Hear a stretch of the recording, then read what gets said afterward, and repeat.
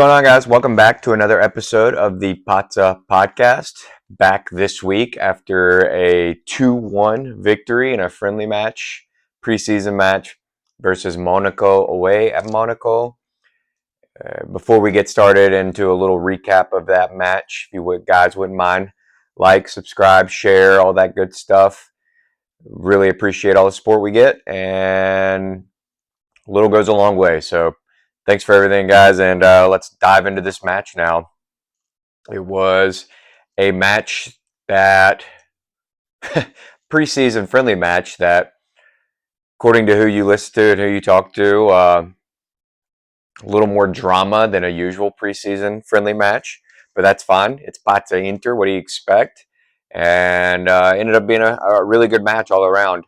I just finished watching it 2 days after the match actually happened, but saw some pretty good things from the guys and some things that I think we need to work on. Again, this is just preseason, kind of light analysis at this point, but preseason there are some signs and stuff that you can either grow from, or that you need to work on over the next course of the few weeks before the actual season occurs. So take this with just a grain of salt, but there are some important things, I guess, that do come from preseason. Started with a pretty decent lineup.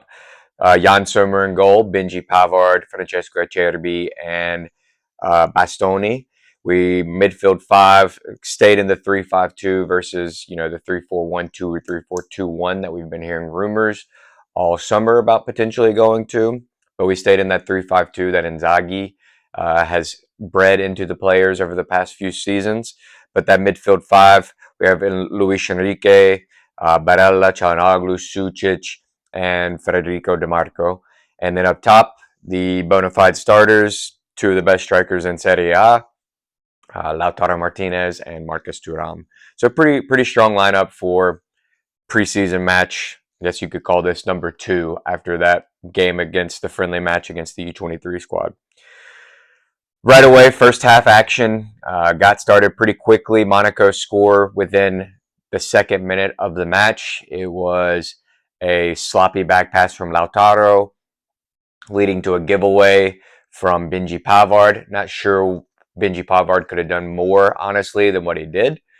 Monaco then spring attack from that giveaway around midfield, and Çalhanoğlu tried to get stuck in and missed the tackle pretty badly.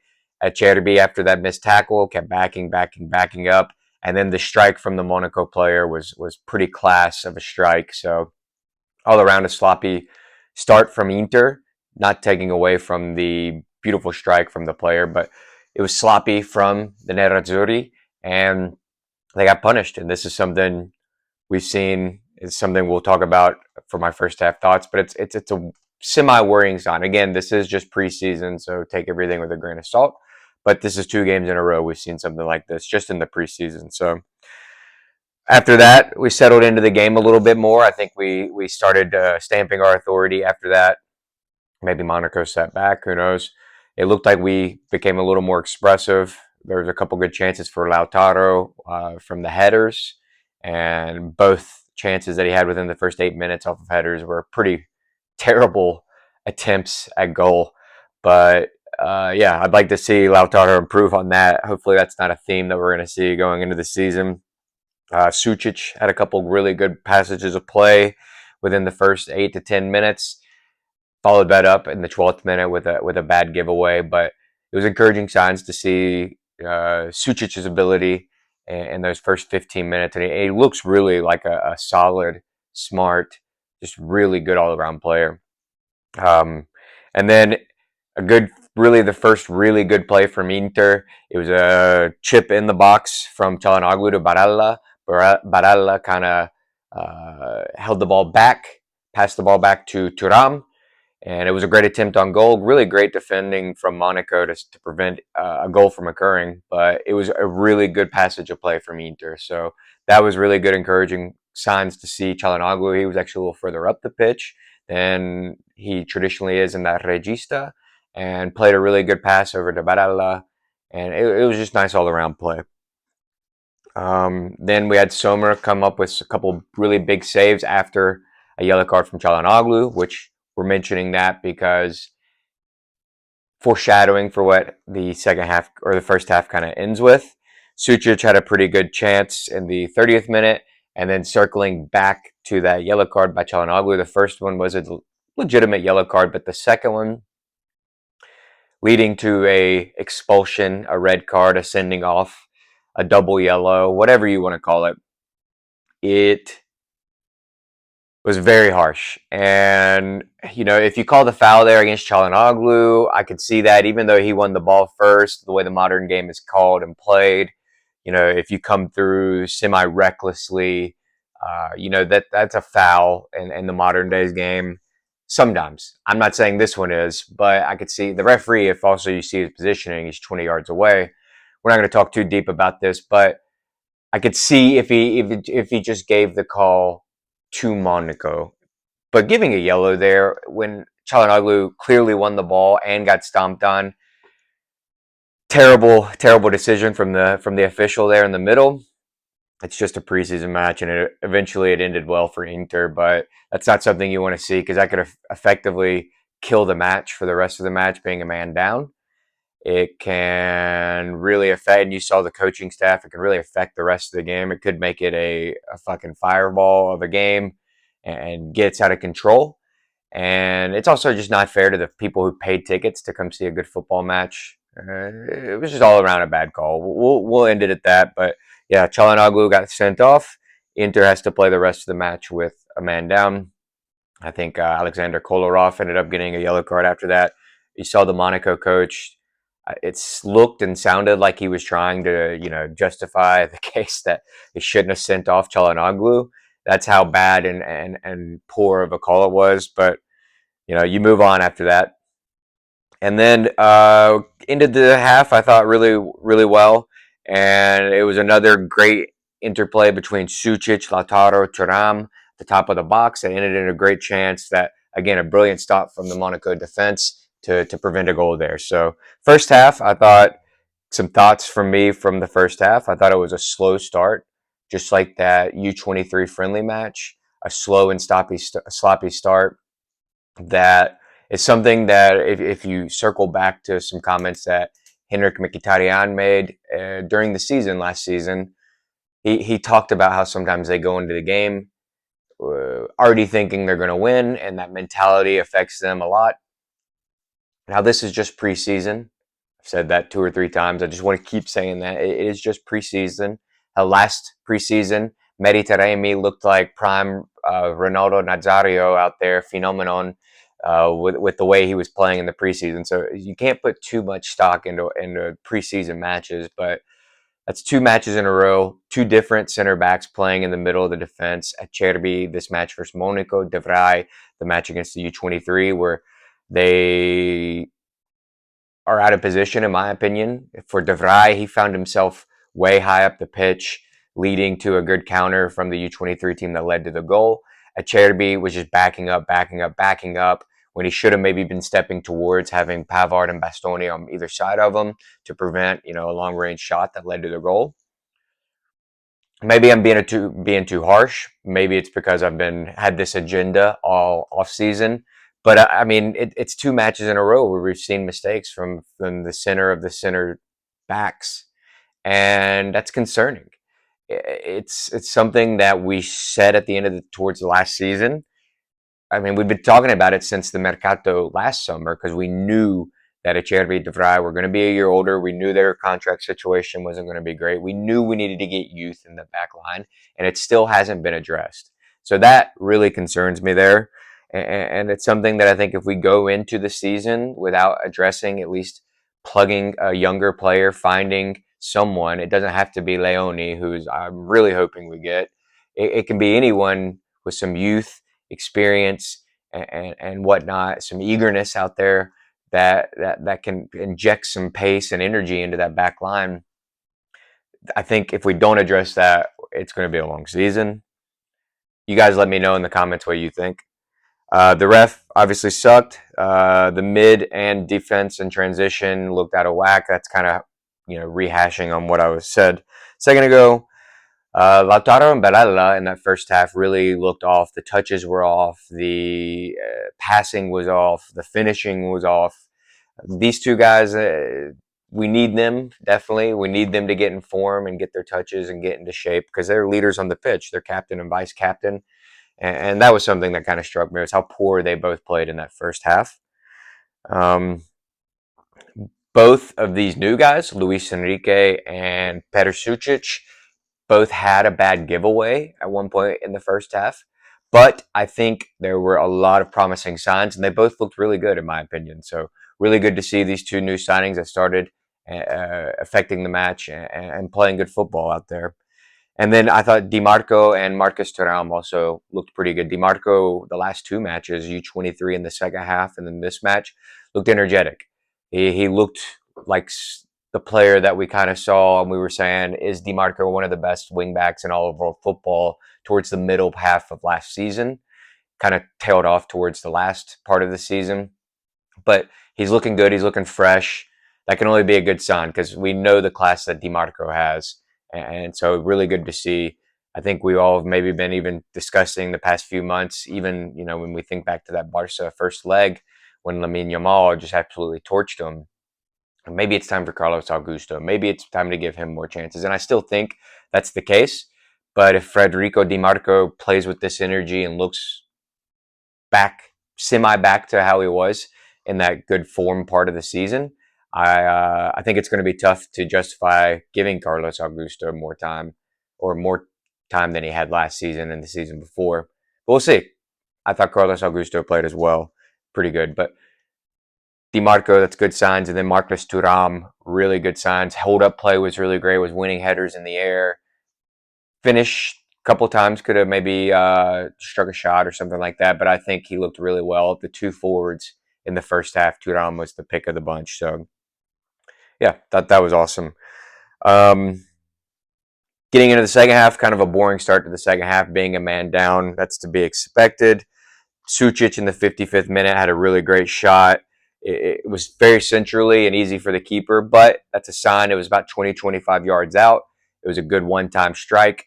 That's something that we want to see. That's something that we've been screaming out for. I know Uncle Sharma, his podcast, his show on YouTube, he's been saying, we miss these long-range shots from time to time. We're not getting them from Zielinski or Mkhitaryan. The only people who strike it from distance are Barella and Çalhanoğlu. So having maybe a third midfielder in there, not afraid to give a strike from distance, I like it. That was good to see. And then something interesting to note was Luis Enrique, his positioning in that second half, popping in to kind of the midfield area, that center mid area. Being a man down, we kind of transitioned into like a 4-3-2, especially after the subs that Kivu made, or a 3-4-2. He never stopped Kivu, never stopped after that red card, playing two strikers. So that's something he's definitely interested in, is keeping the attack open and maintained, even if you are a man down. But really interesting to see Luis Enrique playing in that midfield in the second half and actually not looking out of place. He popped up in a couple different areas and looked pretty decent. I think he had a really decent performance this go out. And then a goal in the 59th minute, and it's funny, you could see while watching this the broadcast, Kivu over on the side, pretty much saying like, we're making the changes, and they didn't get him up fast enough, I think, and we have a throw in or whatever. I don't remember exactly how it started. I think it was off of a throw in, but or winning the ball back deep in our half. But Lautaro got sprung forward. Dribbled at the keeper. It was a beautiful through ball from Barella.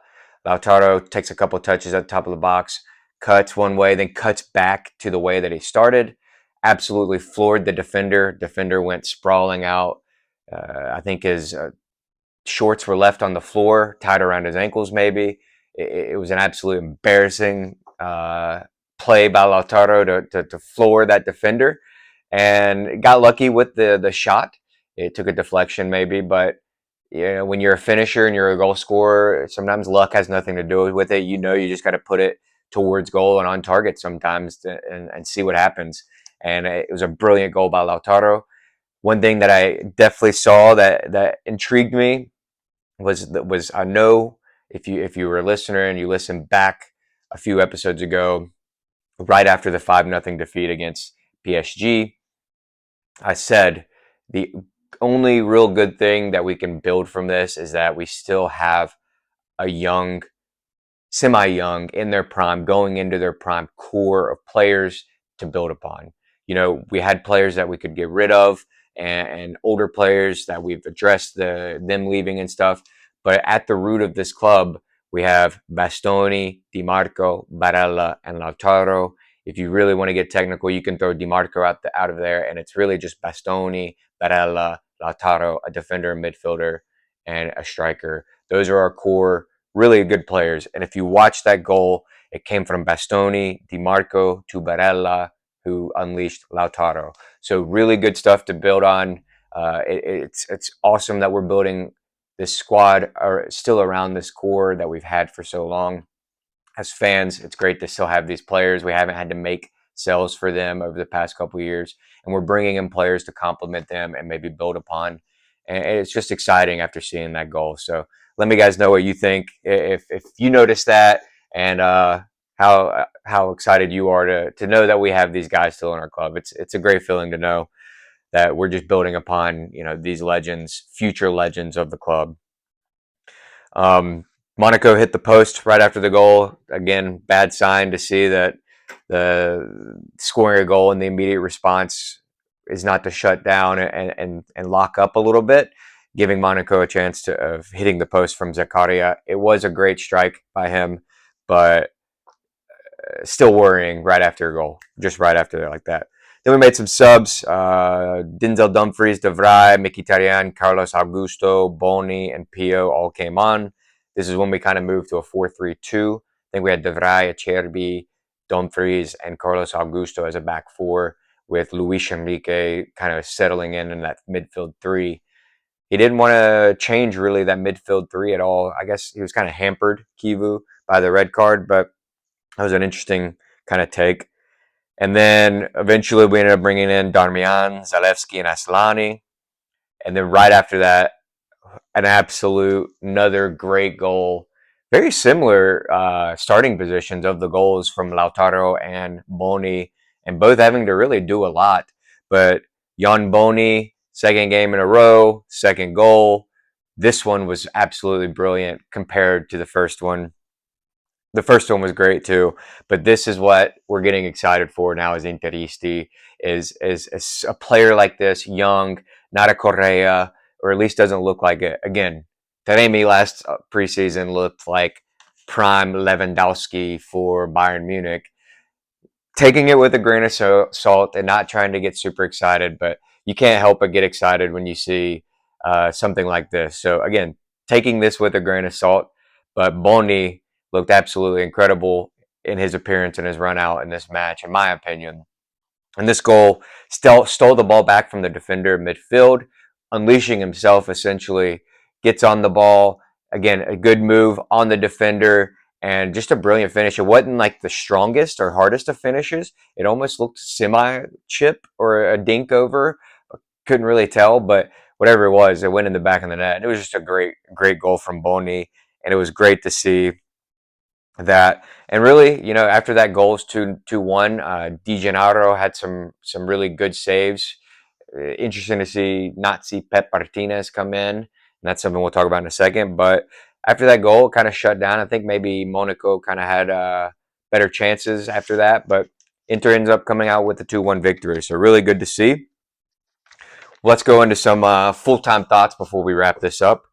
Again, I'm prefacing everything. This is just preseason. Take everything with a grain of salt. But this is some things that I thought was interesting and that we can build upon or need to work on. Kind of rehashing my point after the first half thoughts, but the defense and the midfield still look shaky. Our finishing still looks a little shaky. I'd say the team as a whole looks shaky. And it's interesting, all these reports, it's very interesting, all these smoke and mirror reports that we've seen this offseason, the media, changing formation, all these different things, high press, whatnot. And the 3 preseason matches that we've really seen, well, I guess 2 and then the matches in the FIFA Club World Cup. Not going to judge those because Kivu only got hired like two weeks before that, but there has not been really a change or too much change of formation. It's been the 3-5-2 that Inzaghi has instilled, and there hasn't been really a lot of change, it looks like, as far as, tactics, at least from me. If you guys have a different opinion, let me know in the comments. But hopefully that's something, because I think this team does need a refresh. I think there needs to be something. It does sometimes feel stale, and it did a lot of times during last season feel stale, especially in the league. And it's something that I think they need a refresh.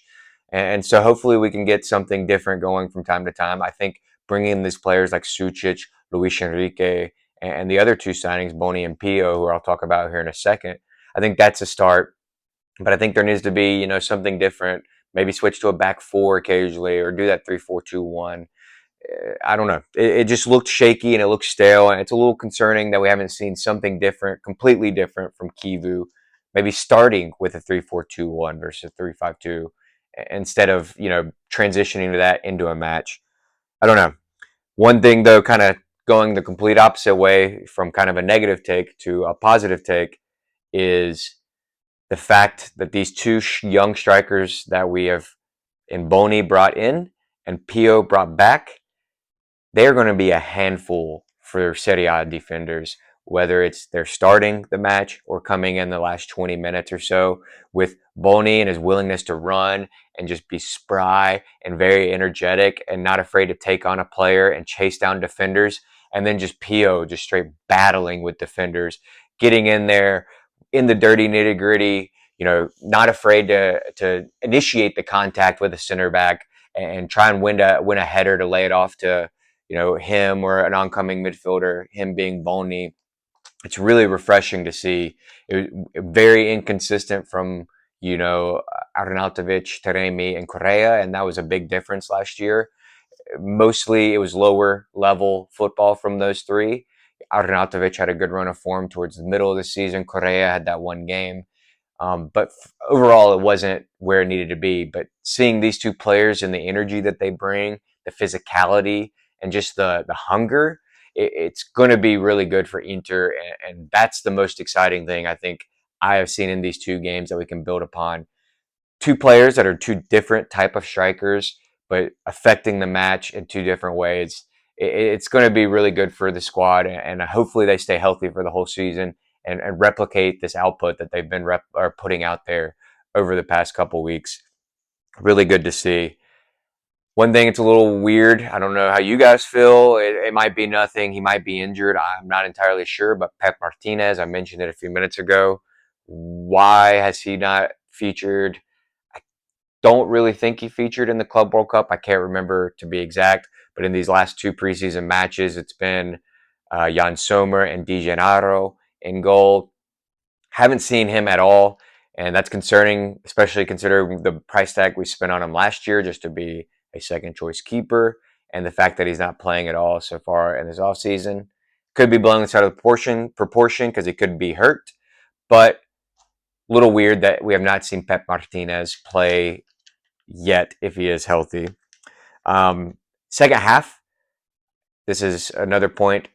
So it was kind of interesting when we moved to that 4-3-2. It looked like Barella played in that regista role. And that's something I think maybe I'd mentioned after maybe PSG Champions League defeat, or maybe after I saw PSG in their 5-0 win against Atletico. But if you watch PSG with Vitinha, how he plays regista and how different it is from a Rodri or a Çalhanoğlu, he dictates the match by picking it up deep and dribbling maybe out of pressure initially and then springing someone versus looking for that pass immediately. And it's an interesting way to play that position. It's something that Çalhanoğlu doesn't have in his game. But Barella could potentially maybe fit that mold. If we're going to stick with a 3-5-2, and it's something Zielinski doesn't like playing, regista, and he has faith in Fratesi, and if Zielinski stays, Zalewski, we have a lot of midfielders, rumors of Aslani leaving, but we have a lot of midfielders. Maybe Barella switches back and plays some in that regista role, and he is a player that can he's not going to be like Vitinha. I think at this moment, Vitinha is one of the best midfielders, if not the best midfielder in the world. But he has the ability to kind of replicate his play. So that's something interesting I saw a little bit in the second half. I don't think he did bad in that Regista role. And it's something maybe we could see a little bit more of. I would be interested in seeing a little more of.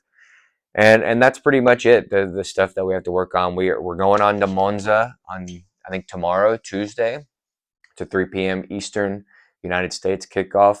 So that means probably in Italy it'll be around 8 p.m. kickoff there. Um, West Coast states, 12 o'clock noon. So against Monza, we'll see how we do. They are a Serie B team. Again, I think it'll just be another game to kind of get a run out, maybe work on some things, see these new players, how they're fitting in, and get their legs under them, the rest of the team. But again, very fun stuff seeing, and I'm excited for the season. We're a few weeks away, and hopefully, we get all this stuff squared away and have a good season. So if you guys have any comments or want to talk about anything, let me know down below. Again, please like, subscribe, share, comment, follow, you repost, do what all you got to do. There's a bunch of shit to do now, but whatever you can do to help, that'd be great. I really do appreciate all the help. And as always, Forza Inter.